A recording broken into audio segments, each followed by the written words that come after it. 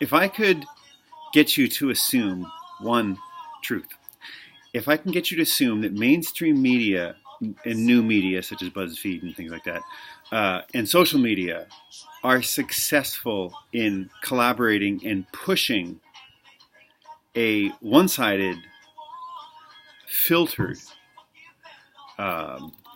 protected and lobbied truth, which can be which is demonstrably false. I can give you lots of examples. So this is an assumption. Let's assume that I can give you enough examples to convince you that mainstream media is basically lying to you, and through new media and social media has gotten your friends share things that you think are true. Okay, so let's assume that everything they're saying is not only questionable or need to be checked by other sources, but is patently false. If I could prove that, that's the assumption, then it's very easy to demonstrate the following things. Trump's not a racist. Trump didn't say the horrible things you pretty sure you think he said. And all politicians in the last, since Reagan have said support for the wall, have said support for Israel, and have many politicians, let's not say all, so Biden's not so down with the program, but many other politicians have bought onto the idea that China is a major threat, at least economically, if not also militarily and possibly socially.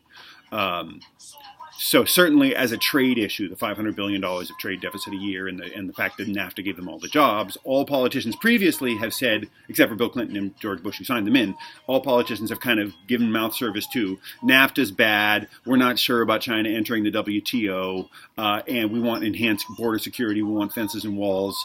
They've said it in their State of the Union. Obama said it. I mean, everybody has said it, right? And the difference is that Trump is the first one to actually address what's actually going on in Washington, which called him the truth, so that naturally Democrats call him a liar and say that those things are fake, and then they put them on the news media, and you go, oh, look at all these fake things he said. In fact, they're true, and if you don't believe it, it's probably because you live in the middle of a bubble of watching NPR or mainstream media or alt media or getting stuff through Facebook or Twitter.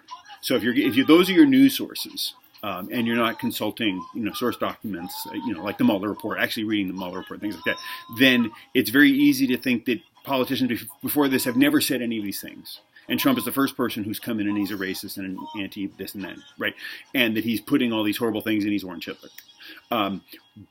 The opposite is actually true. That the economy is stronger because of him. The tariffs seem to be working in getting people to renegotiate trade deals, which everybody except after Bill Clinton has said were bad trade deals. And he seems to be addressing China. And you can say he's a warmonger and he's going to start World War III, but it hasn't started yet, and it's been 3 years. So that's better than Bush, who got busy really quick. Yeah. So the other thing that I can probably throw in addition, without any media, and only using legal and historical sources, I can prove that the impeachment is 100% political. That there's no crimes there. So it's a political thing. It's allowed in the Constitution, and that's what the Democrats are doing. It's not, and what I would also say is it's not that different than what happened to Nixon and Clinton, who were taken down or threatened with these powers because of something shady. So where you fall on that politically may mean something a lot to you. Nixon may have been a terrible president. He may have done some great things. He may have been a great president. What we know is that his exit was shameful. But that was all orchestrated by the mainstream media and the Democratic Party, right? So these are the same forces we see acting now. The mainstream media is demonstrably, poll-wise, hiring. Like just look on Twitter. Like you can tell who the mainstream media are. They're straight up Democrats, if not progressives. They're one of those two, right? So that's the view you're going to get, which is nothing wrong with that view, but you need to get real other American and international sources of information.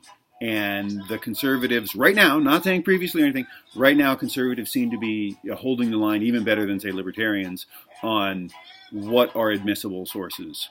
What are admissible things in law. So first, you have to believe in the Constitution. You have to believe in the founding. You have to believe in the Enlightenment. You have to believe in Western Europe. You have to believe that our Constitution is the greatest and freest of all nations. Many, hundreds of nations. I don't know how many there are, but Many, many, many, many nations have copied our Constitution, sometimes word for word. They've left out important things such as the Bill of Rights. Right. So you have to, if you listen to mainstream media all day and all long, you're probably really afraid of guns. They're in the Constitution so that a government can never get more powerful than the National Guard and the local militia. The feds can't just come in and tell you what to do, like they did in the Civil War. It's a frightening and awesome power. In the Civil War, it was used for a frightening and awful purpose. Either way, I mean, everybody's glad slavery's over, right? Victory.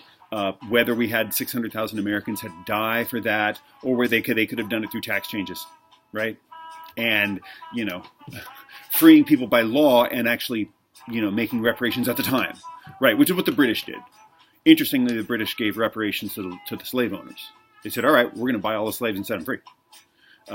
There was no civil war over slavery entering in Britain. And they did it very early. And they did it by legislative fiat. And they paid everybody off.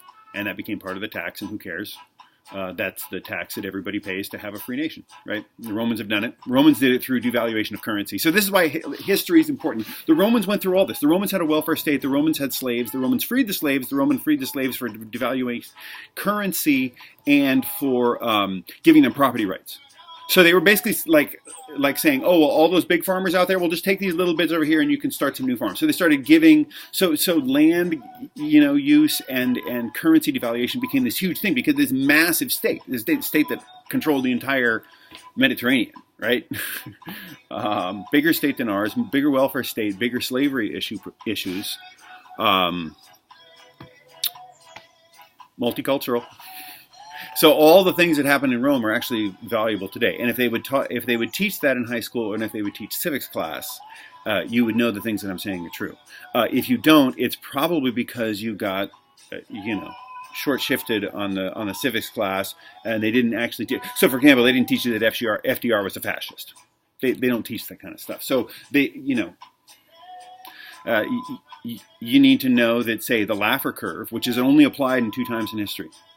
It's applied to 2 times people have tried it, which is Ronald Reagan and Donald Trump both cut the corporate income tax and the economy took off. Because maximum federal income is only one issue. Actually, the Laffer Curve says that maximum federal income comes at a medium tax rate.